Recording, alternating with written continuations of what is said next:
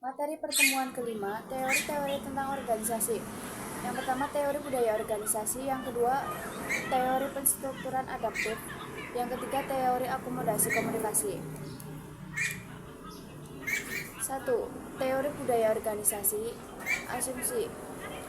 Budaya organisasi bervariasi dan menimbulkan interpretasi yang beragam pula. Contoh, terhadap peraturan-peraturan baru dalam sebuah perusahaan, ada individu yang suka, tapi ada juga individu yang tidak nyaman. Misalkan, perusahaan menuntut karyawan untuk inovatif dan bergerak cepat. Terhadap tuntunan itu ada yang merasa tertantang, tapi ada juga yang merasa tertekan. Jenis-jenis performa komunikatif dalam organisasi. 1. Formal ritual, terdiri 4 jenis yakni: ritual personal, aktivitas yang rutin dilakukan di tempat kerja, contoh mengecek email, pesan suara, dan lain-lain. Ritual tugas, perilaku rutin dalam menyelesaikan tugas ini dikaitkan dengan tugas masing-masing.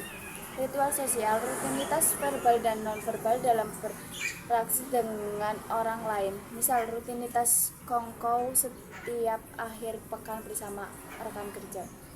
Ritual organisasi, rutinitas perusahaan seperti rapat divisi, rapat harian, dan lain-lain.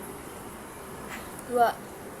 Performa hasrat, kisah-kisah di organisasi perusahaan yang sering diceritakan antusias para anggota organisasi. 3. Performa sosial, perpanjangan sikap santun dan kesopanan untuk mendorong kerjasama di antara anggota organisasi, misal mengucap terima kasih kepada konsumen dan lain-lain. 4. Forma politis, menjalankan kontrol kekuasaan dan pengaruh, misalnya bos yang galak, ritual intimidasi. 5. Forma ekolotrasi, bagaimana anggota mendapatkan pengetahuan dan keahlian untuk menjadi anggota yang kompeten. 2. Teori persekuturan adaptif. Teori ini dicetuskan oleh anak ini orang usaha mana bahasa Inggris oleh Anthony Giddens 1970.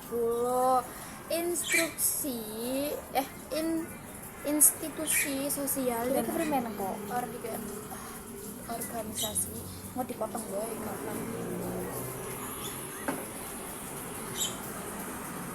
orang usah. 2. Teori penstrukturan adaptif. Teori ini dicetuskan oleh Anthony Giddens 1970. Institusi sosial dan organisasi diproduksi dan ditransformasi melalui penggunaan aturan-aturan sosial. Marshall Shapiro memperluas teori ini dengan membuat berbagai penelitian pada proses-proses yang terlibat dalam pengambilan keputusan kelompok. Konstrukturan dalam kelompok dideskripsikan sebagai proses di mana sistem produksi dan diproduksikan melalui pemakaian aturan dan sumber daya oleh anggota-anggota. Asumsi. 1. Kelompok dan organisasi diproduksi dan direproduksi melalui penggunaan aturan dan sumber daya. Contoh, perubahan peraturan panggilan nama pada pemimpinan, apakah harus formal atau non informal. 2. Aturan komunikasi berfungsi sebagai media maupun hasil akhir dari interaksi. Contoh, ketika aturannya harus memanggil pimpinan secara formal, maka hal itu akan mendorong kita untuk adaptif. 3. Kekuasaan merupakan kekuatan yang berpengaruh dalam mencapai keputusan dan organisasi. Contoh, seorang yang punya kekuasaan memiliki kekuatan untuk mengubah peraturan.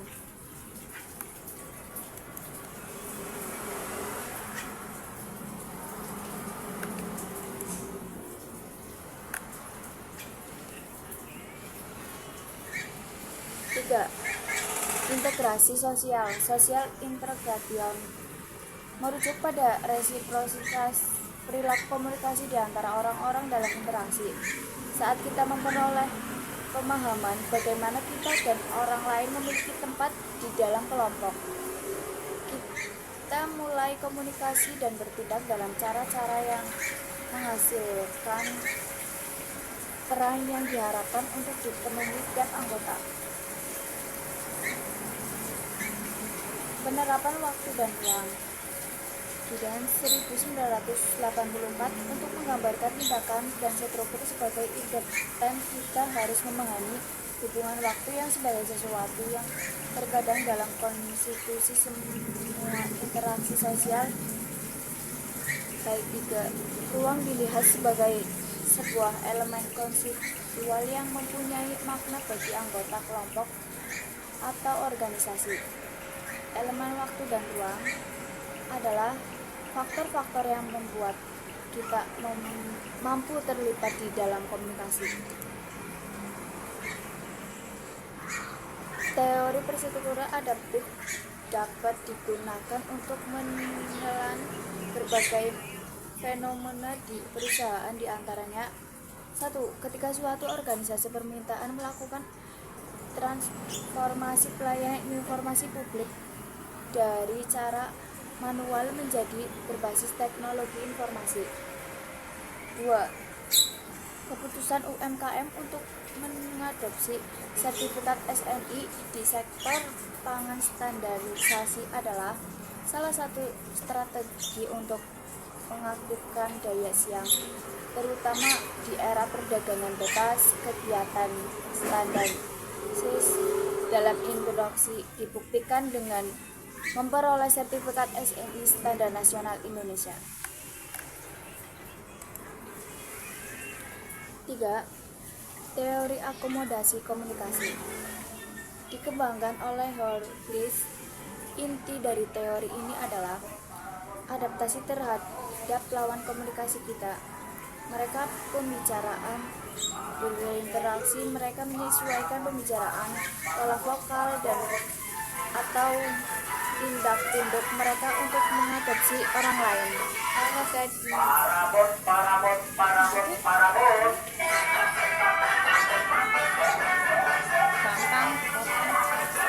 Akomodasi adalah kemampuan untuk menyesuaikan akomodasi atau mengatur perilaku seorang dalam responnya terhadap orang lain.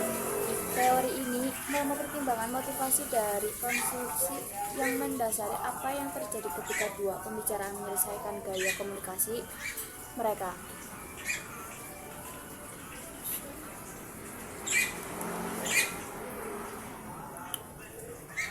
Teori akomodasi komunikasi 3. Bahasa dan perilaku memberikan informasi mengenai tugas sosial dan keanggotaan kelompok. Seorang akan merespon komunikasi lawan bicaranya untuk menyesuaikan diri. Oleh karena itu, perilaku mengimbangkan diri agar komunikasinya nyambung. 4. Akomodasi bervariasi dalam hal tingkat kesesuaian dan norma mengajarkan proses akomodasi. Norma telah terbuktikan memainkan peran dalam teori ini. Norma adalah harapan mengenai perilaku yang berasa seseorang harus atau tidak harus terjadi dalam percakapan. Norma memberikan batasan dalam tingkatan bervariasi. Misalkan, norma yang mengharuskan orang muda menghormati orang tua, maka cara berkomunikasinya harus disesuaikan.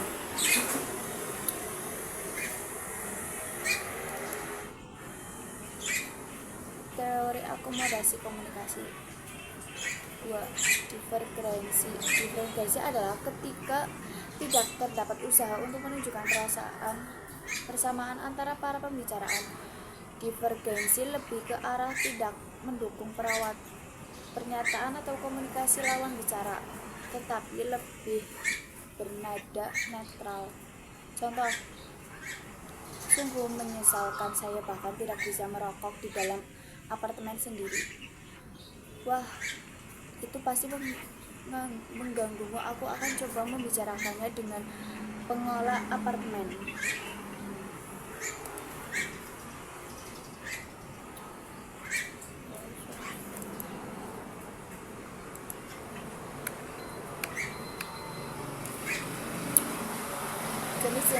Akomodasi berlebihan sensoris, beradaptasi berlebihan terhadap orang lain yang dianggap terbatas dalam kemampuan mereka secara fisik, lingkungan, dan lainnya. Contoh, ketika berkomunikasi orang kaum lansia yang dianggap lemah dalam pemahaman makna komunikatif, perusahaan mengadaptasi komunikasi sesuai keadaannya. Akomodasi berlebihan ketergantungan terjadi ketika pembicaraan menempatkan pendengaran dalam peranan status yang lebih rendah.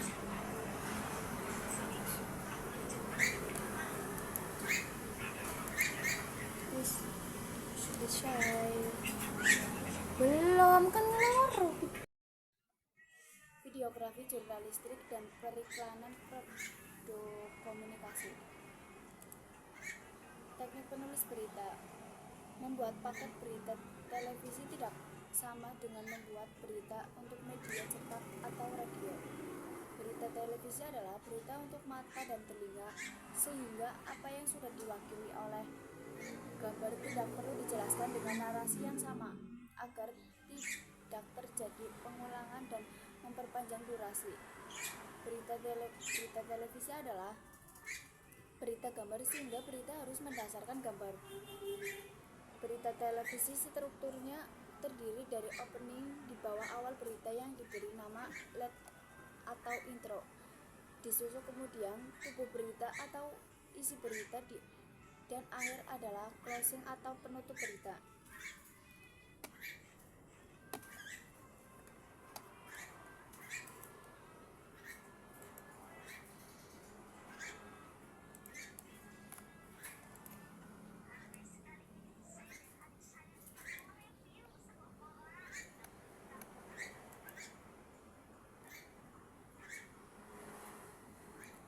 Prinsip penulisan berita televisi. Prinsip utama menulis berita televisi adalah menulis dasar gambar menurut Soren Baumann-Fein. 5 prinsip dalam menulis naskah televisi. 1. Tepat. Artinya berita harus akurat, tidak ditambah dan dikurangi apa adanya seperti fakta di lapangan. Jika korban meninggal akibat longsor baru ditemukan 5 orang, katakan 5 tewas. Jika 5 lainnya masih tertimbang longsor, katakan seperti itu. Bukan ditambahkan menjadi 10 orang tewas. Belum tentu orang yang timbul longsor itu tewas karena belum ada faktanya. Hindari opini reporter agar berita tetap jernih dan akurat. Nama kota, waktu, dan nama orang juga harus tepat, akurat supaya berita yang harus ditulis benar-benar kredibel, dapat dipercaya. 2. Singkat. Artinya berita tidak boleh panjang-panjang karena terbatas durasi. Yang penting informasi sampai ke masyarakat sehingga mudah dicermat karena sudah dibantu dengan gambar. Kata yang mubazir harus dibuang jauh-jauh. Mengulangi apa yang sudah terlihat di gambar harus dihindari. 3. Jelas. Yakni naskah berita harus membuat orang makin paham, jelas mana subjek dan predikat, mana pola objeknya. Hindari kalimat cucu kalimat dan keterangan yang membingungkan atau mengaburkan pengertian. 4. Sederhana. Ini berkaitan dengan penonton televisi yang sangat beragam pemahaman suku, pendidikan, dan sebagai penggunaan kalimat sederhana menjadi tuntunan. Hilangkan kata asing yang sudah dipahami, gunakan bahasa yang mudah dimengerti. 5. Dapat dipercaya. Artinya berita ini dikredibel karena memang memenuhi unsur berita yang benar, yakni tidak berdasarkan opini wartawan melainkan berdasarkan fakta dan datanya tepat, berimbang.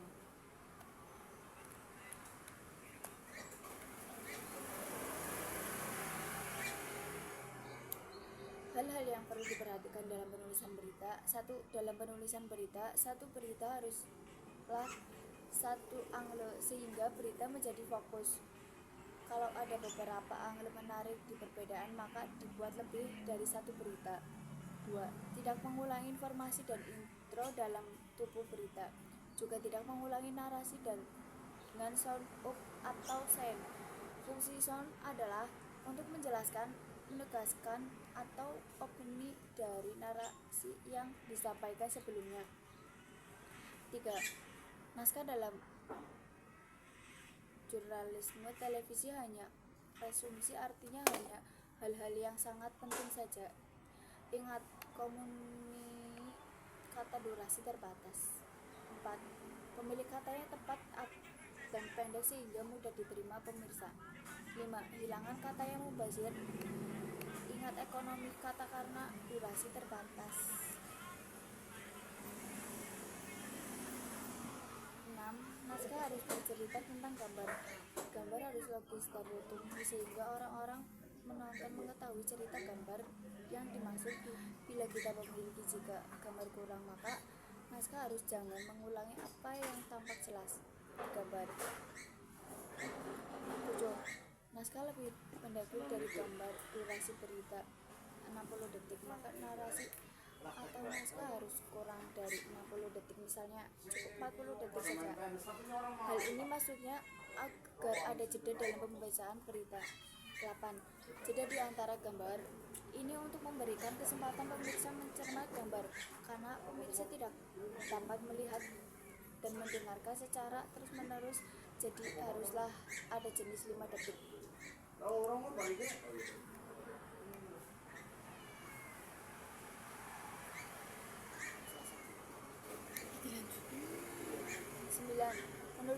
Menulis naskah berita menggunakan teknik bergelombang, artinya dalam sebuah berita dengan durasi itu menit, maka semuanya haruslah yang paling menarik, paling penting. Semua ini beda dengan penulisan berita cetak dan menggunakan teknik perindapan terbalik, paling atas paling penting dan semakin ke bawah semakin tidak penting. 10. Menggunakan kalimat aktif positif agar lebih kuat, misalnya para camat diminta turun langsung mengawasi penggunaan dan korban banjir di setiap kelurahan. Permintaan ini disampaikan Gubernur DKI Jakarta Anies Baswedan sebagai diganti Gubernur DKI Anies Baswedan meminta para camat turun langsung mengawasi penggunaan dan korban banjir di setiap keseluruhan. 11. Tidak menggunakan kalimat klise pada awal naskah, yaitu kalimat yang maknanya sudah bersifat umum.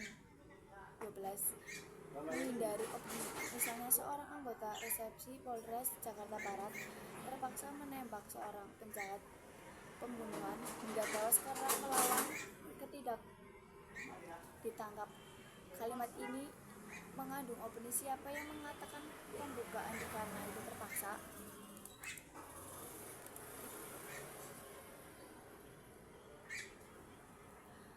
17. Gunakan tugasi